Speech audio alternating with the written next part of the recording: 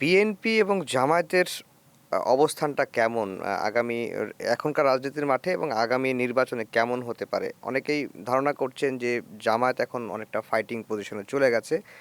বিএনপির প্রায় কাছাকাছি। আপনার কাছে কি মনে হয়? আপনার বিশ্লেষণটা কি? দেখুন, আমি তো ধরুন ঠিক নির্বাচনের ব্যাপারটা আমার কাছে মুখ্য নয়, তবু মুখ্য আমরা নয়, কিছু হ্যাঁ। কথা বলছি, তারপরেও বলতে পারছি। প্রথমত আমি এর আগে বলেছি লুটেরা মাফিয়া শ্রেণীর কথা বলছি।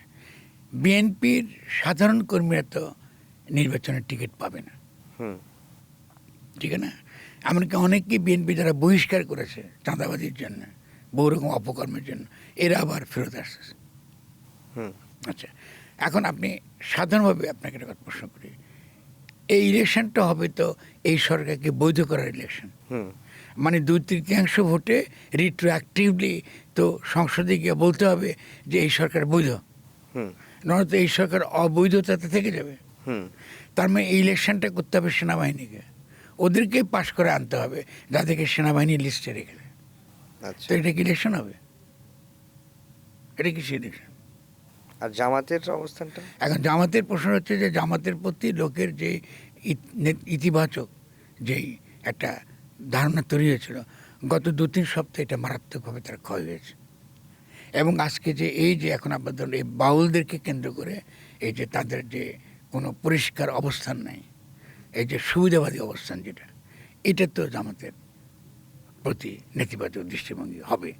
আরেকটা আমি যেটা বলি, জামাত এবং শিবিরকে আমি কখনো এক চোখে দেখি না, কারণ তারা তরুণরা অনেক বেশি তুলনামূলকভাবে অনেক বেশি খোলা এবং তারা বিশ্ব পরিস্থিতি তারা বুঝে।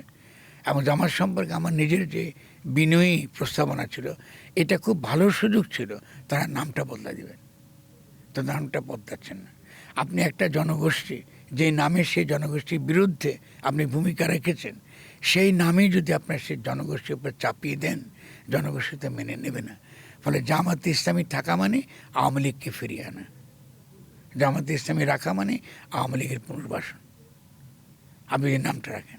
আর যদি আপনি সত্যিকার অর্থে ইসলামকে আমাদের রাজনীতি, আমাদের এই প্রতিষ্ঠান গড়ে তুলবার, আমাদের অর্থনৈতিক রূপান্তরের, আমাদের নৈতিক উন্নতির একটা গুরুত্বপূর্ণ আদর্শ আকার আপনি তৈরি করতে চান, তো জামাত সে আদর্শ থেকে অনেক দূরে চলে গেছে।